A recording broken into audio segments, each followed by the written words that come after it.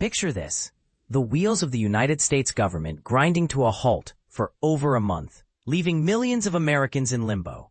That's the harsh reality of the longest shutdown ever recorded. And now, there's a glimmer of hope on the horizon as a funding bill races toward a close. But here's where it gets intriguing. Will this deal truly resolve the deep divisions, or is it just a temporary band-aid on a much larger wound? Stay tuned as we break down the latest developments in this unfolding drama, designed to make sense for everyone, from political novices to seasoned observers. Live updates on the government shutdown as funding legislation advances to the House after Senate approval. By Stephen Beckett, Managing Editor, Digital Politics.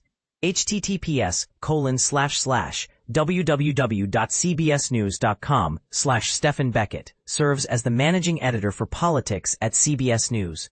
With over a decade of experience covering national politics, he leads a team focused on the White House, Congress, the Supreme Court, immigration, and federal law enforcement agencies. Read full bio, https://www.cbsnews.com/Stephen Beckett. And Caitlin Yelek, politics reporter, https://www.cbsnews.com/Caitlin Yelek, works as a politics reporter for CBSNews.com, stationed in Washington, D.C.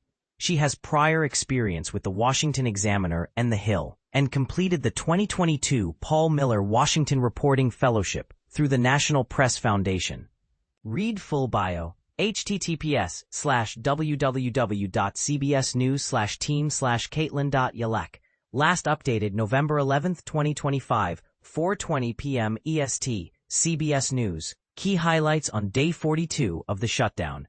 The legislation aimed at concluding the most extended government shutdown, https://www.cbsnews.com, feature government shutdown, is now moving to the House for its final approval, potentially as early as Wednesday, following its 60-40 Senate passage. https://www.cbsnews.com/feature government shutdown /www.cbsnews.com/live updates government shutdown latest Senate deal Day 41.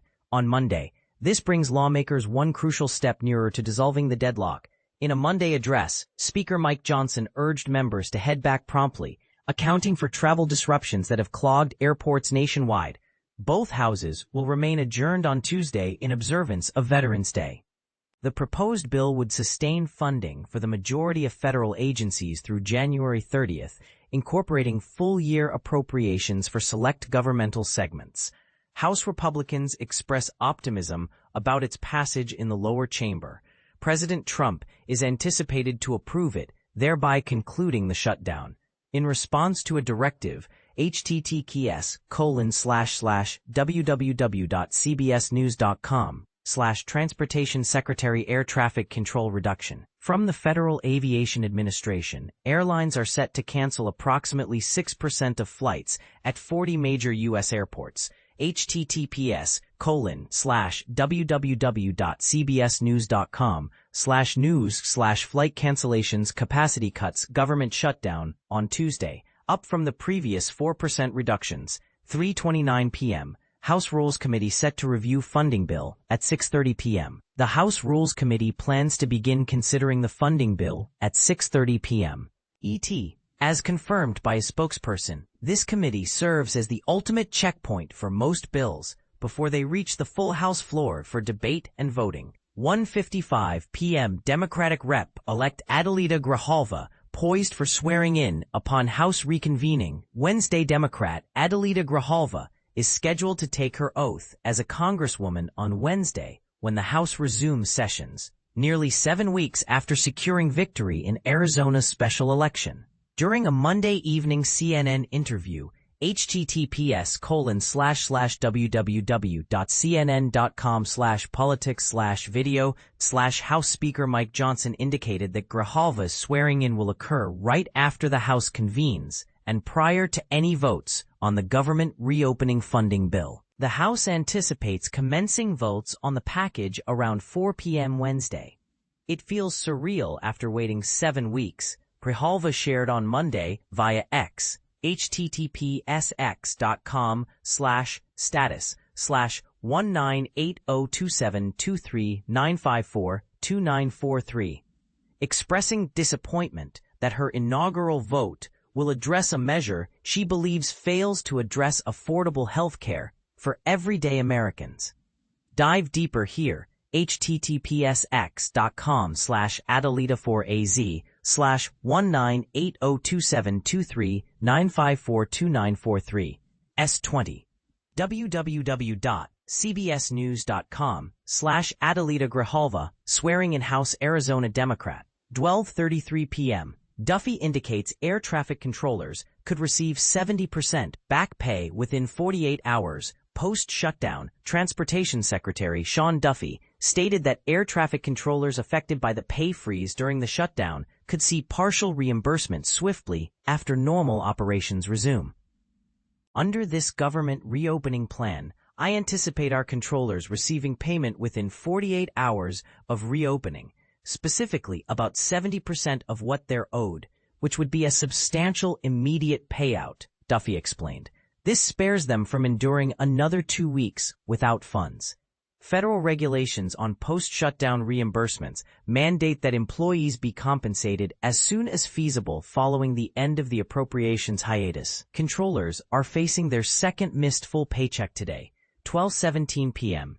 Shutdown resolution permits senators to pursue $500,000 lawsuits over unauthorized data seizures, including those tied to January 6 investigations. A key element of the shutdown ending legislative package empowers senators to file lawsuits in cases where federal authorities seize or subpoena their data without prior notification, potentially awarding $500,000 per infraction.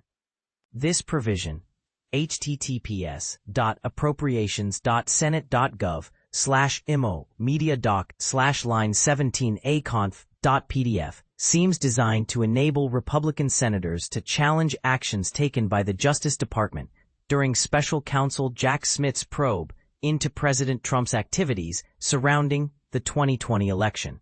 In October, Senate Republicans disclosed https://line17aconf.pdf/www.judiciary.senate.gov/press/rep releases Biden FBI spied on 8 Republican senators as part of Arctic frost investigation. Grassley oversight reveals an FBI document revealing the acquisition of phone records from 8 senators and 1 congressman for calls made around the January 6, 2021 Capitol assault. These records were secured via a 2023 subpoena. The bill mandates that service providers inform Senate offices and the Senate Sergeant at Arms about any law enforcement requests for senators' data, prohibiting courts from withholding this notice unless the senator is under criminal scrutiny.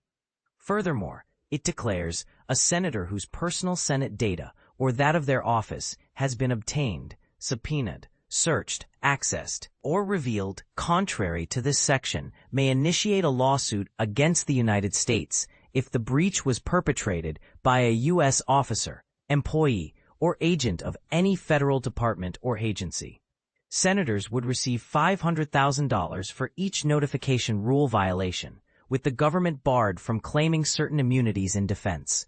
Lawsuits may be filed up to 5 years after discovering a breach, covering incidents from January 2022 onward. Given the FBI's 2023 analysis of the senators' records, this legislation could enable legal action.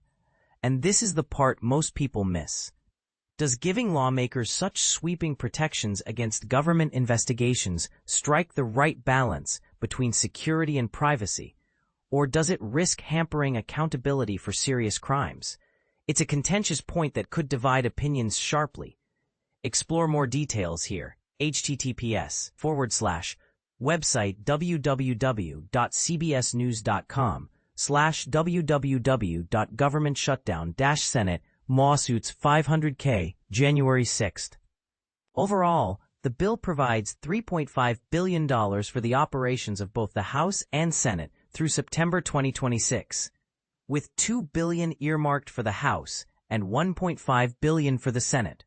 Per a Republican summary, https www.appropriations.senate.gov.imo.media.fy26 Legislative Branch Bill Summary-Majority.pdf. Each senator's office gains an extra $750,000 for security enhancements, encompassing round-the-clock protective measures for senators and their homes, regardless of location, as outlined in an associated intent statement, https://www.appropriations.senate.gov.imo.media.doc.lba.divcjes.pdf. Additional resources are allocated to the Senate Sergeant-at-Arms for coordinating security initiatives. The House Sergeant-at-Arms must update 2 House committees on emerging security protocols within 30 days of enactment. The legislation also grants $100 million to the House Sergeant-at-Arms for member and family protections. This reinforced security arrives amid heightened worries about political violence and escalating threats to elected officials. The U.S. Capitol Police, responsible for safeguarding the Capitol grounds, receives $852.2 million through this bill. 1038. Shutdown's profound effects on military and veteran households. As the shutdown enters its 42nd day, coinciding with Veterans Day, military families continue to bear significant burdens. Kathy Roth-Duquet, founder and CEO of Blue Star Families, discusses the impacts in the video below. 9:05 a.m.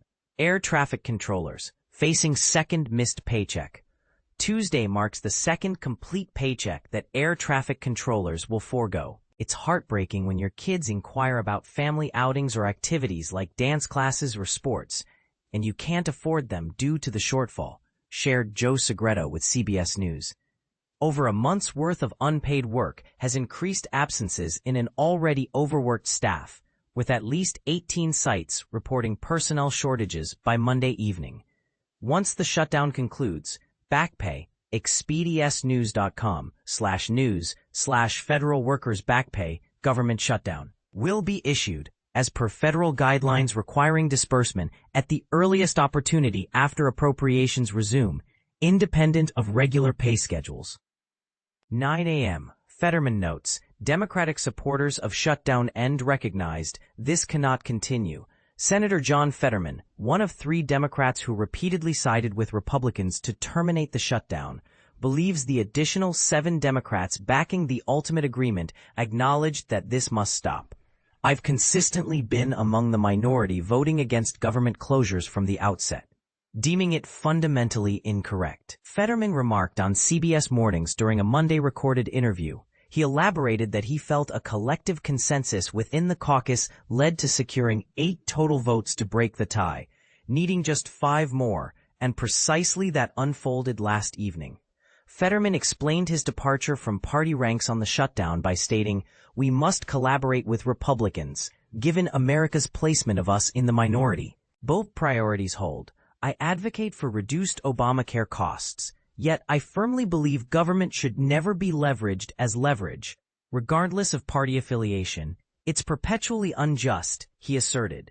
Read further here, https://www.cbsnews.com/news/Fetterman government shutdown deal healthcare tax credits won't hold government hostage. Updated 8:50 a.m. Trump criticizes Schumer for overreaching during shutdown negotiations. In a Monday night Fox News appearance, https://www.foxnews.com/media/Dem leaders party infighting. President Trump remarked that Senate Minority Leader Chuck Schumer overstepped in managing the shutdown. He presumed he could fracture the Republicans, but instead, the Republicans outmaneuvered him. Yet he was convinced, Trump told Laura Ingraham. Trump expressed regret, noting, "I feel for him because I've known Chuck for years. I've witnessed no politician transform so drastically. He was once quite capable, but that edge has dulled." Updated 8:50 a.m. House poised to vote on reopening bill starting Wednesday afternoon.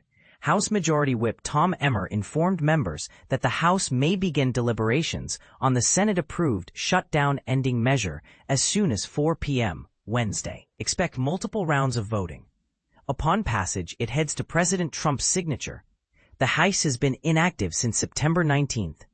Following approval of the initial continuing resolution meant to avert the shutdown. Updated 8:50 a.m. Senate passes shutdown resolution 60-40, forwarding to House. With a 60-40 tally, the Senate cleared the funding package, featuring 8 Democrats defecting from their party to unite with all but one Republican in support of the shutdown terminating proposal. This occurred on day 41 of the standoff, shortly after a prior day agreement, and the 8 Democrats' procedural vote to propel it forward. The bill progresses to the House for endorsement. The lower chamber, dormant since September 19th, plans to reassemble by Wednesday. As we wrap up this intense saga, let's ponder a few provocative questions. Do you think shielding senators from data seizures prioritizes privacy over national security investigations, or is this a necessary check against potential abuses? And in the wake of such a prolonged shutdown, should government funding be structured to prevent future hostage situations? Or does it stifle important policy debates? Share your views in the comments. Do you agree this deal goes far enough? Or disagree that it's merely scratching the surface of deeper issues? We'd love to hear your take.